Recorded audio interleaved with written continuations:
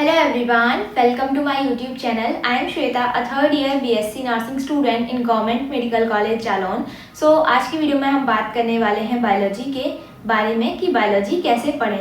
So आप में से बहुत सारे स्टूडेंट्स का डाउट था. जब मैंने फिजिक्स का वीडियो डाला था तभी भी आप लोग बोल रहे थे. जब मैंने केमिस्ट्री का वीडियो डाला था तभी भी आप लोग बोल रहे थे.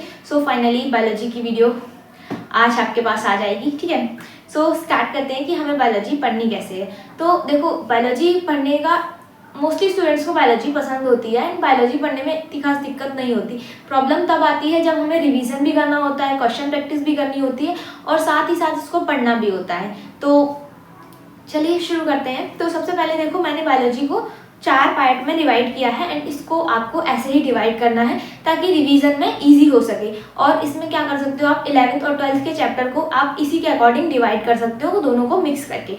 तो आपको बायोलॉजी को डिवाइड करना है ह्यूमन फिजियोलॉजी में, जेनेटिक्स में, सेल बायोलॉजी में और इकोलॉजी और एनवायरनमेंट में. जिसमें भी अगर मैं सबसे ज़्यादा क्वेश्चंस की बात करूँ कि क्वेश्चंस कहाँ से आते हैं, तो आपके क्वेश्चन आते हैं ह्यूमन फिजियोलॉजी से, उसके बाद जेनेटिक्स से, सेल बायोलॉजी से भी आते हैं और आपके इकोलॉजी और एनवायरनमेंट से भी आते हैं. बट सबसे ज़्यादा क्वेश्चन आपके ह्यूमन फिजियोलॉजी और जेनेटिक्स से आते हैं. अगर बायोलॉजी के अंदर भी हम डिवीज़न की बात करें तो आपको जैसे 11th में कुछ ह्यूमन फिजियोलॉजी के चैप्टर दिए हुए हैं, कुछ आपके 12th में ह्यूमन बायोलॉजी से रिलेटेड चैप्टर दिए हुए हैं, तो आपको उनको साथ में रखना है. फिर जेनेटिक्स के जो चैप्टर 11th में है और जो 12th में है, दोनों को साथ में रखना है. ऐसे ही जो सेल बायोलॉजी पे चैप्टर है 11th और 12th दोनों को मिक्स कर लेना और इकोलॉजी और एनवायरनमेंट दोनों को मिक्स कर लेना कि जो चैप्टर्स इसके अंदर आ सकते हैं उसको आप ऐड कर लो. इस तरीके से आपको डिवाइड करना है. उसके बाद देखो, जो लोग किसी बैच वगैरह को ज्वाइन किए हैं तो आप वहाँ से क्लासेस ले रहे हो, अच्छी बात है. अगर आपने किसी बैच वगैरह को ज्वाइन नहीं कर रखा तो मैं बोलूँगी कि आप आंख बंद करके सिर्फ एनसीईआरटी को पढ़ सकते हो. एनसीईआरटी से ही आपके डायरेक्टली क्वेश्चन पूछे जाते हैं सीनेट में, और ऐसा नहीं है कुछ हाई फाई क्वेश्चन पूछे जाते हैं. आपके बहुत ही बेसिक क्वेश्चन आते हैं, बट ये है कि आपने उसको अगर अच्छे से पढ़ा होगा तो आप वो क्वेश्चन बहुत ही ईजिली सॉल्व कर पाओगे. ठीक है, तो आपको क्या करना है, आपको पहले तो एनसीईआरटी लाइन बाई लाइन एकदम अच्छे से पढ़नी है. एनसीईआरटी को घोल के पी जाना. आपके सीनेट एंट्रेंस एग्जाम के लिए आप एनसीईआरटी को भगवान भी मान सकते हो, क्योंकि बायोलॉजी में मुझे लगता है आउट ऑफ एनसीईआरटी अगर अभी 24 क्वेश्चन आ रहे हैं तो उसमें से 1 या 2 क्वेश्चन ही ऐसा होगा जो आपका आउट ऑफ एनसीईआरटी आता है. तो एनसीईआरटी आपको बहुत अच्छे से पढ़नी है. उसके अलावा आपको नोट्स भी बनाने हैं. और देखो, सबसे पहली बात फर्स्ट टाइम किसी से जाके नोट्स नहीं मांगने हैं. चाहे वो मैं हूँ, कोई और इन्फ्लुएंसर हो, कोई तुम्हारा सीनियर हो, जान पहचान का हो, किसी से उसके नोट्स नहीं मांगने हैं. अब ये मैं क्यों बोल रही हूँ, देखो, अगर आप खुद के नोट्स बनाओगे तो आपको पता रहेगा कि आपने कौन सी चीज़ कहाँ पे लिखी है और उसको वो क्यों इम्पॉर्टेंट थी और आपने उसको क्यों लिखा है. बट अगर आप दूसरे के नोट्स लोगे तो वो बस आपको देखने में अच्छे लगेंगे, ना तो आपको उनसे पढ़ने में इंटरेस्ट आएगा और ना ही आपको उनमें चीज़ें समझ में आएंगी. तो अपने नोट्स खुद प्रिपेयर करने हैं. जब आप खुद प्रिपेयर करोगे तभी आपको समझ में आएंगी चीज़ें. और क्या होगा, जब खुद से प्रिपेयर करोगे तो उसको याद करने में भी आसानी होगी, और जब दोबारा कभी रिवाइज करोगे तो बहुत जल्दी आप रिवाइज कर लोगे अपने खुद के नोट्स से. तो नोट्स अपने खुद के बनाने हैं. अगर देखो किसी बैच को ज्वाइन नहीं कर रखा है तभी आप यूट्यूब पे तो बायोलॉजी के आई थिंक बहुत सारे इतने सारे कंटेंट क्रिएटर, इतने सारे टीचर्स हैं जो स्पेशली बायोलॉजी के लिए पढ़ाते हैं. अगर आप पूरे लेक्चर्स नहीं देख सकते तो आप किसी वन शॉट को देख लो और उससे शॉर्ट नोट्स बना लो अपने एग्जाम के लिए. और देखो, जैसे कोई चैप्टर है, मान लो सेल बायोलॉजी है, तो सेल बायोलॉजी में एक आपका cell the unit of life chapter है और एक चैप्टर है आपका सेल डिवीजन. तो सेल डिवीजन बहुत ज़्यादा इंपॉर्टेंट है. सेल डिवीजन से क्वेश्चन आता ही आता है हर बार. तो अब वो चैप्टर इतना बड़ा है कि आप उसको 4 से 5 पेज में तो कवर करोगे ही करोगे.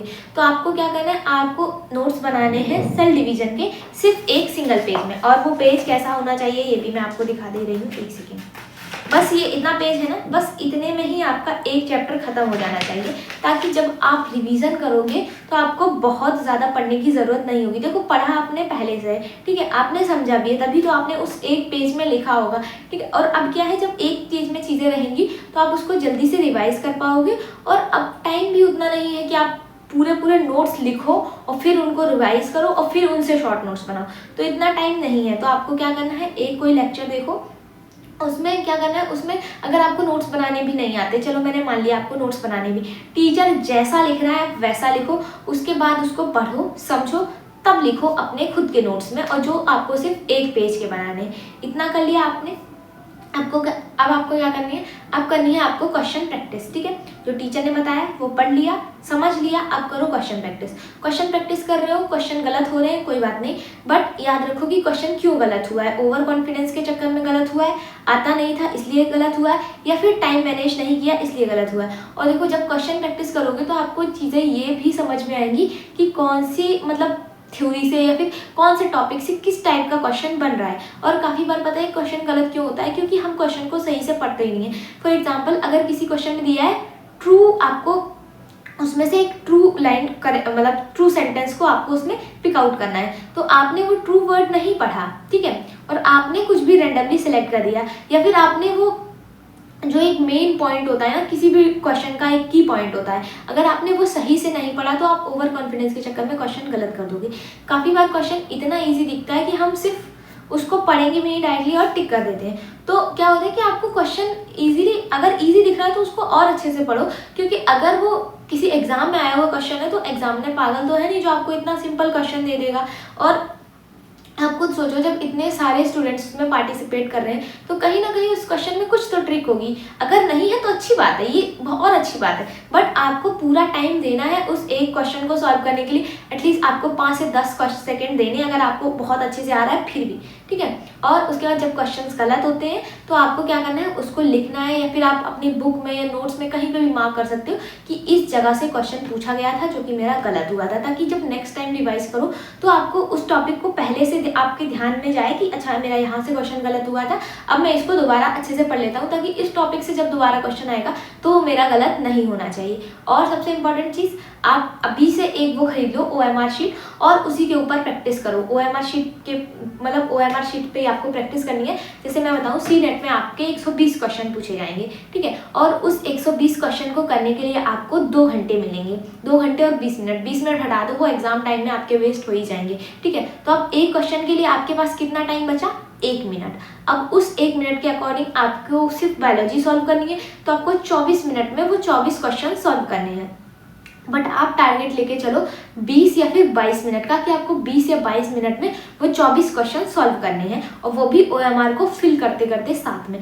तो आप खुद से समझ सकते हो कि आपके पास एक क्वेश्चन करने के लिए 40 से 50 सेकंड का टाइम रहेगा, ठीक है। तो जब आप इस तरीके से प्रैक्टिस करोगे ना टाइमर लगा के, तो आपको जो कॉन्फिडेंस आएगा ना वो अलग लेवल का होगा, आपकी प्रैक्टिस भी बहुत अच्छी होगी और आपके चांसेस भी बढ़ेंगे कहीं ना कहीं सिलेक्शन के लिए।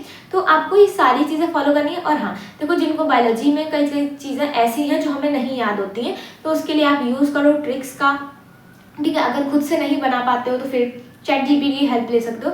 ChatGPT काफ़ी सिंप्लीफाई वे में उसको कर देता है, कन्वर्ट मतलब ट्रिक वगैरह बना देता है, तो आप उससे हेल्प ले सकते हो।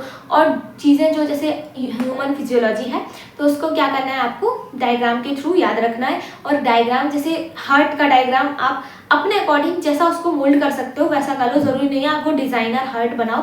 आप अगर ऐसे स्क्वायर शेप में 4 बॉक्स में हार्ट याद कर रहे हो तो वो भी अच्छा है, क्योंकि एग्जाम टाइम पे वो आपकी स्किल्स नहीं देखेगा कि आप कितना अच्छा ड्रॉ कर रहे हो, आपसे बस कॉन्सेप्ट देखेगा कि आपको आ रहा है या नहीं आ रहा है।